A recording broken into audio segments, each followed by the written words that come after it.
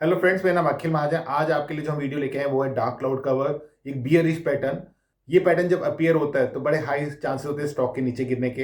हम देखते हैं कि काफी ट्रेडर्स को ये पता है कि डार्क क्लाउड कवर का, लेकिन वो प्रॉपरली इसको यूज नहीं करते, जिसके कारण पैसा गंवाते हैं।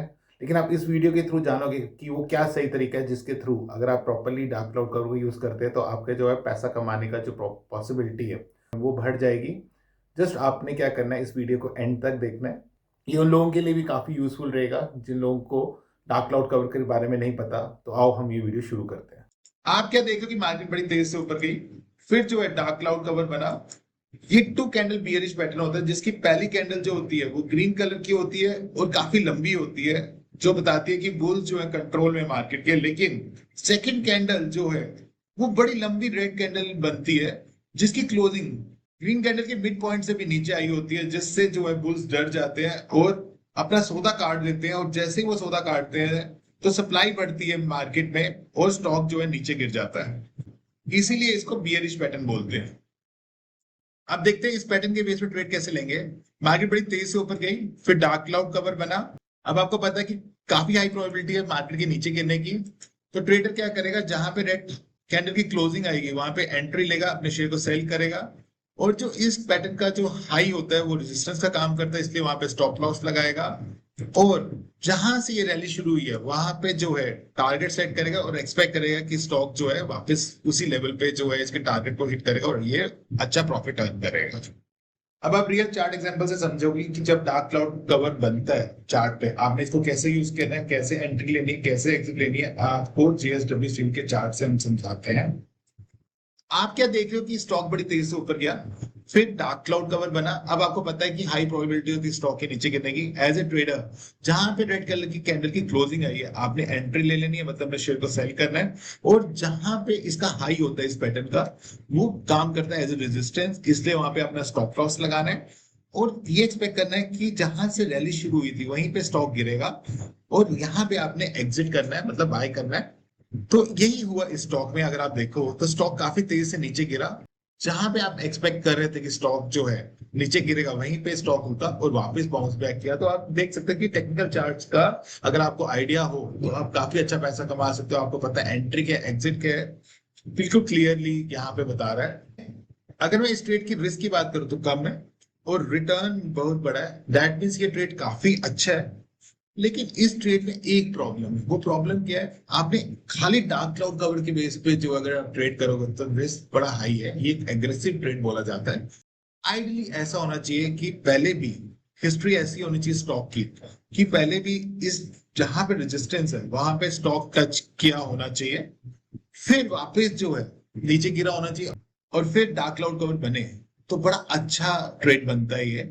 यहाँ पे हाई प्रोबेबिलिटी होती है आपकी सक्सेस की, मतलब आपके ट्रेड जो आपके फेवर में काम करेगा और स्टॉक नीचे जाएगा और आप पैसा कमाओगे। अब हम एक्सिस बैंक के थ्रू आपको समझाएंगे कि वो क्या सेटअप होता है जिसके थ्रू जो है डार्क क्लाउड कवर के बेस पे आपका कॉन्फिडेंस बढ़ता है और इसमें हाई प्रोबेबिलिटी होती है स्टॉक नीचे गिरेगा और आप पैसा अर्न करोगे। तो आप क्या देख रहे हो कि स्टॉक बड़ी तेजी से ऊपर गया, फिर डार्क क्लाउड कवर बना। अब आपको पता है हाई प्रोबेबिलिटी स्टॉक के नीचे गिरने की।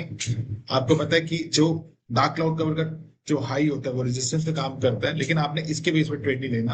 आपने क्या करना है, ये देखना है कि क्या पीछे भी ऐसा हुआ है कि पहले भी स्टॉक यहाँ पे गया हो इस लेवल पे और वहां से गिरा हो।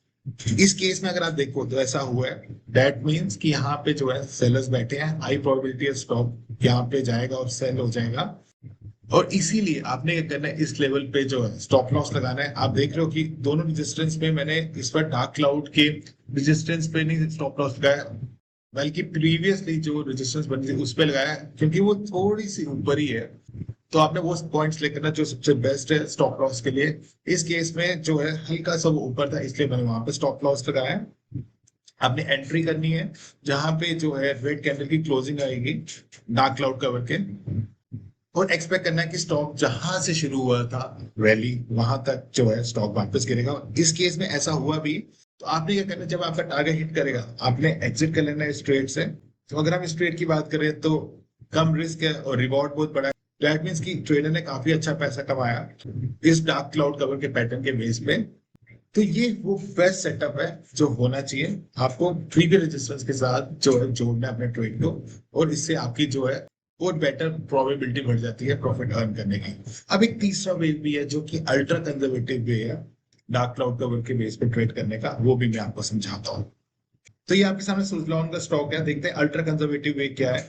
आप क्या देख रहे हो कि स्टॉक काफी तेजी से ऊपर गया, फिर डार्क क्लाउड कवर बना, आपको पता है इसका हाई रेजिस्टेंस का काम करेगा, लेकिन आपने प्रीवियसली देखना है कि क्या पहले भी कोई रेजिस्टेंस बैठी है। अब सिंस यहाँ पे रेजिस्टेंस बैठी है, दैट मीन्स कि आपका कॉन्फिडेंस बढ़ता है, हाँ यहाँ पे सेलर्स अवेलेबल हैं, स्टॉक काफी नीचे जा सकता है। आपने क्या करना है, जो हाईएस्ट पॉइंट होगा इन दोनों रेजिस्टेंस में, वहां पे जो है स्टॉप लॉस लगाना है। लेकिन इस बार आपने डार्क क्लाउड कवर पे जो है ट्रेड नहीं करना, आपने अगले दिन का वेट करना है। अगर उसकी क्लोजिंग डार्क क्लाउड कवर की रेड कैंडल की क्लोजिंग से नीचे आई तो ही आपने ट्रेड लेना है। तो आपने देखा कि नेक्स्ट कैंडल की जो क्लोजिंग है वो डार्क क्लाउड कवर की क्लोजिंग से नीचे आई है, इसलिए वहां पे आपने एंट्री ली, मतलब अपने शेयर को सेल किया। और अब आप एक्सपेक्ट करोगे कि स्टॉक जहां से रैली शुरू हुई थी वहीं पे स्टॉक गिरेगा, और ऐसा ही हुआ। स्टॉक काफी तेजी से नीचे गिरा, आपने एग्जिट किया, मतलब बाय कर लिया स्टॉक को वापस। तो इस ट्रेड में अगर हम बात करें, रिस्क काफी कम है, रिवॉर्ड बहुत बड़ा है, ये ट्रेड अच्छा ट्रेड है ये। पर अगर आपने डार्क क्लाउड के बेस पे ही ट्रेड लिया होता तो आपकी एंट्री जो है थोड़ी ऊपर बनती, क्योंकि जहां पे रेड कैंडल की क्लोजिंग आई होती वहीं पे आपकी एंट्री बनती, आपका रिस्क भी कम होता, आपका रिवॉर्ड और बड़ा होता। तो आपने क्या देखा, जब आप अगली कैंडल का वेट कर रहे हैं तो आप हल्का सा रिस्क रिवॉर्ड रेशियो को सेक्रीफाइस कर रहे हैं। लेकिन इसका ये मतलब नहीं है ये ट्रेड बुरा है, ये ट्रेड बहुत अच्छा है, क्योंकि इसमें हाई प्रोबेबिलिटी है कि आपका जो स्टॉक है वो नीचे गिरेगा और आप पैसा कमाओगे। लेकिन बस इसमें एक ही प्रॉब्लम होती है कि अगर अगले दिन की कैंडल काफी लंबी बन जाए फिर आपका रिस्क रिवॉर्ड रेशियो खराब हो सकता है आप ट्रेड ना लो। तो मेरे हिसाब से अगर आपको जो ट्रेड है प्रीवियस रेजिस्टेंस देखनी चाहिए और डार्क क्लाउड कवर देखना चाहिए, उसके बेस पे ट्रेड करनी चाहिए। आई होप आपको मेरा ये वीडियो पसंद आया होगा। जरूर लाइक कीजिए, सब्सक्राइब कीजिए और ज्यादा से ज्यादा लोगों से शेयर कीजिए। हम ऐसे ही आपके लिए इंफॉर्मेटिव वीडियोस लाते रहेंगे। Thank you.